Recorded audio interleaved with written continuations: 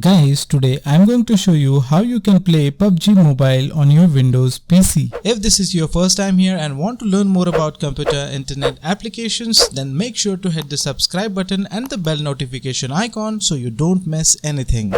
Guys, to play PUBG Mobile on your PC, then you will have to install Android emulator for this. And guys, PUBG already has a PC emulator called Tencent Gaming Buddy for this. So just go to the Google and search for the Tencent Gaming Buddy and click on the very first link. Now from here you can download the emulator and install it. Guys, if your download does not start it automatically, then just click on this click here link. After downloading, just install it. So after installing, just click on the PUBG from here and then simply click on this download button. Guys, downloading might take some time according to your internet speed.